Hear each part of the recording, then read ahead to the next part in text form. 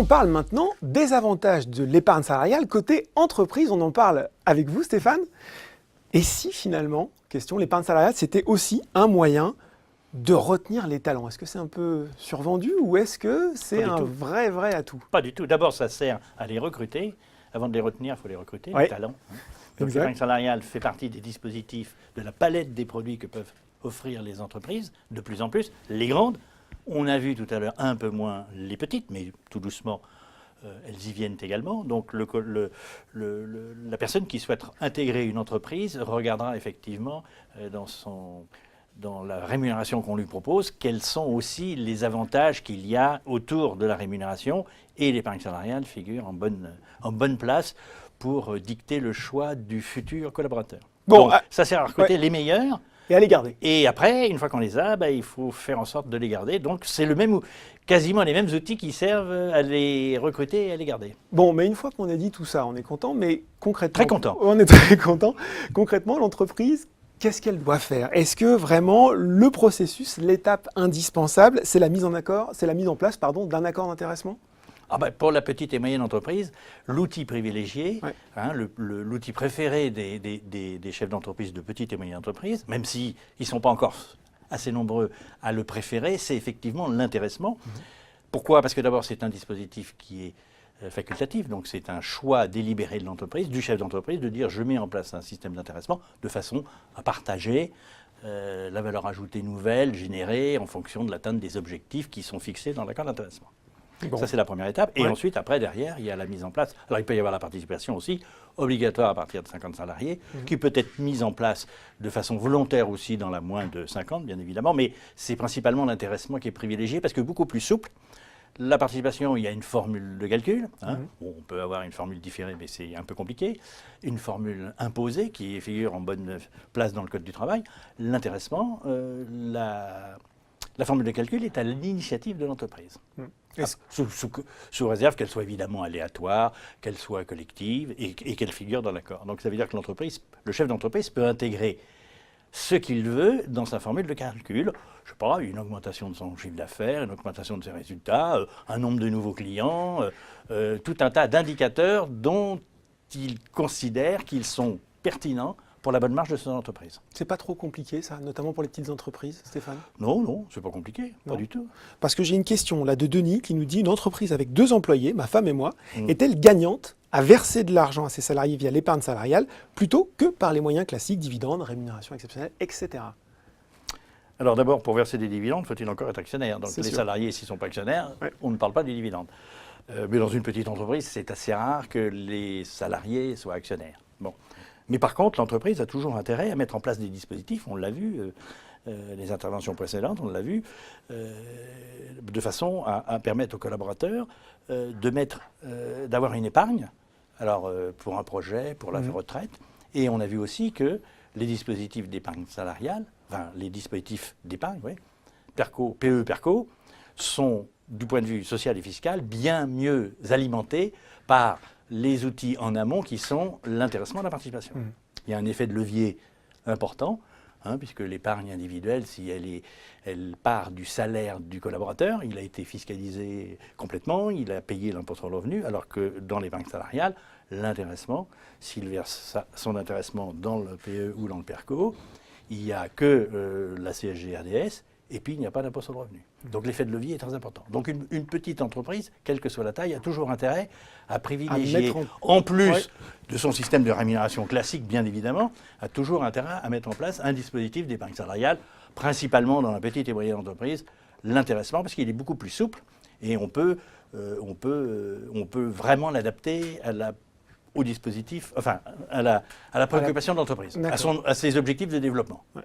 Et quand je vous écoute, Stéphane, j'ai aussi l'impression qu'une des clés de la réussite de la mise en place de ce process, c'est une bonne communication tout au long de la mise en œuvre du plan d'intéressement et même de l'épargne salariale. C'est évident on l'a vu tout à l'heure, tout le monde dit c'est un peu compliqué l'épargne salariale, donc si on n'en parle pas, on n'explique pas, c'est évident que les gens ne vont pas comprendre. Donc je reviens sur l'intéressement, l'outil privilégié des petites et moyennes entreprises, c'est un formidable outil pour communiquer sur l'entreprise. Le chef d'entreprise va se servir de son accord d'intéressement pour parler de son entreprise. Des fois, il n'en parle pas souvent, donc là, il a une bonne occasion d'en parler. Et puis, ses collaborateurs dans le cadre de l'accord d'intéressement, vont comprendre le fonctionnement de l'entreprise, vont pouvoir comprendre pourquoi la formule de calcul est orientée sur du développement, sur des économies, sur de la marge, parce que c'est la problématique de l'entreprise. Donc c'est un formidable outil de communication des objectifs de l'entreprise et de communiquer de l'entreprise. Et d'associer les salariés à ce Et alors évidemment, l'intérêt aussi, c'est que si les objectifs sont atteints, le mode de calcul prévoit de verser une prime d'intéressement aux collaborateurs. Alors combien ça peut aller jusqu'à 20% de la masse salariale, donc c'est considérable. Bon, la prime d'intéressement moyenne, elle est plutôt de 4,5-5%. Mais n'empêche que ça permet effectivement aussi de récompenser les collaborateurs parce que les objectifs sont atteints. Et une fois que le collaborateur il a sa prime d'intéressement, ben là, il la consomme tout de suite. Hein, il est donc fiscalisé, ou bien il va dans le PE ou dans le PERCO en fonction de son idée sur l'épargne, retraite ou investissement, ou la voiture pour faire le tour du monde. Pour faire le tour du monde, il faut qu'elle soit amphibie, la voiture, pour faire le tour du monde. Oui. Mais à part ça, voilà, donc c'est vraiment on a du mal à imaginer, alors que malheureusement ça existe, on a du mal à imaginer une entreprise qui mettrait en place un PE, un PERCO, sans mettre en place les outils en amont qui sont les outils générateurs de flux, hein, intéressement, participation. Alors on peut le faire, mais la logique veut que l'entreprise mette en place intéressement ou participation, et PE et ou PERCO. J'ai une question d'Erika en direct qui me demande: l'épargne salariale est-elle ouverte à toutes les entreprises, quel que soit le nombre de salariés et quelle que soit la forme juridique? C'est une bonne question. Toutes les entreprises, quelle que soit la forme, quelle que soit petite, moyenne. Les associations peuvent mettre en place des accords d'intéressement. L'intéressement, j'entends, parce que c'est des plans d'épargne, enfin, tous les produits. Bon. La participation, comme la formule de calcul est basée sur le résultat, l'entreprise qui n'a pas de résultat, il n'y a pas de participation. Et puis les entreprises qui, par définition, par exemple des associations qui ne sont pas à but lucratif et qui, par définition, ne gagnent pas d'argent, bah, celles-là, elles ne mettent pas en place d'accord de participation. Mais par contre, elles peuvent mettre en place un accord d'entraînement sur des indicateurs autres que le résultat, puisque ce n'est pas leur vocation première. Bon, bah, très bien. Mais ça concerne tout le monde. Bon, bah, c'est une bonne nouvelle. Mais c'est une très bonne nouvelle. On va voir tout de suite donc, la deuxième partie de l'épargne salariale au service des entreprises avec Marc Véron du MEDEF qui va nous rejoindre. Bonjour. Alors, on l'a vu avec Stéphane, qu'elle soit petite ou grande, on a vraiment l'impression que pour l'entreprise, l'épargne salariale, c'est un puissant instrument de cohésion. C'est vrai ? Oui, ça permet d'associer à la performance, donc ce qui nécessite d'une part que l'entreprise fasse l'effort d'expliquer comment cette performance a été obtenue, après de communiquer sur son résultat, son affectation, avec une partie qui peut donc être redistribuée aux salariés en plus du salaire qui leur a été déjà versé, puisque c'est un point aussi important, c'est-à-dire que ça ne vient pas en substitution du salaire, c'est quelque chose qui vient en complément. Et avec plusieurs leviers possibles qui ont été abordés, notamment l'intéressement et la participation, nous avons une nette préférence pour l'intéressement, puisque c'est ce qui donne le plus de souplesse, et c'est complètement facultatif. Et cela peut être mis en place notamment par voie d'accord et donc avec les organisations syndicales partenaires. Oui, parce que la boîte à outils, au final, de l'épargne salariale, elle est riche. On peut puiser un petit peu dans différents instruments pour avoir presque du sur-mesure. Oui, tout à fait. Elle est très très riche. Et ce qui est important, c'est à la fois d'indiquer comment il est possible d'alimenter et comment cette épargne, une fois constituée, elle peut être gérée. Puisqu'il y a la phase constitution de l'épargne et la phase après gestion.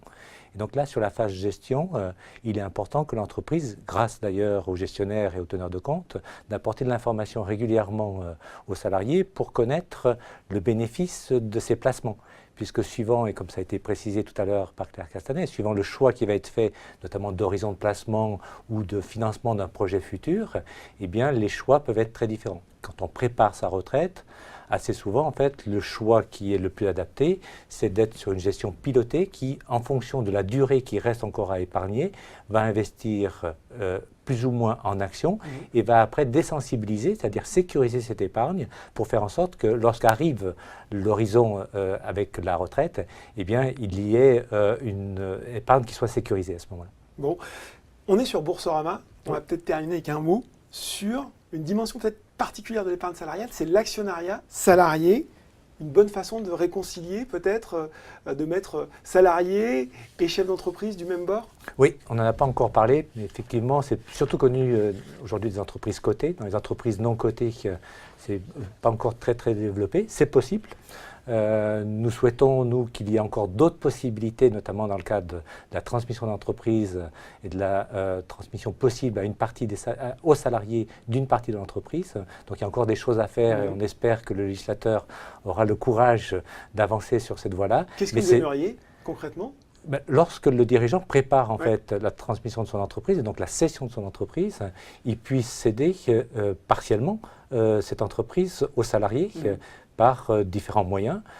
Si on regarde aujourd'hui d'ailleurs la façon dont les entreprises, des start-up, des entreprises de croissance se développent, elles se développent aussi en associant les salariés à travers notamment soit de l'actionnariat, soit des bons de souscription des BSPCE, les associe à cette performance future de l'entreprise. Et donc là, on gagne à la fois parce que les salariés obtiennent ces bons de souscription ou ces actions dont la valeur va dépendre en grande partie de leur travail et donc de la performance de l'entreprise. Et pour le dirigeant, c'est une façon aussi de motiver les salariés et de les intéresser au futur de l'entreprise. Donc c'est un élément à la fois de motivation et de fidélisation.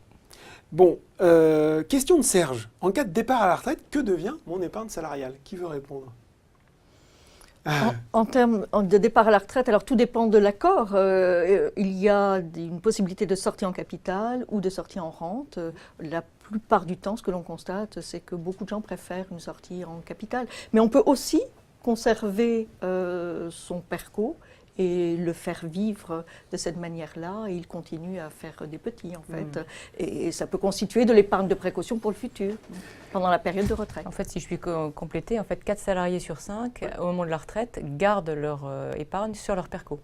Et pour piocher dedans au fur et à mesure de leurs besoins, mais la plupart se servent du PERCO comme d'une épargne au moment de la retraite pour faire face à leurs besoins financiers au moment de la retraite, mais au cours de leur retraite plutôt.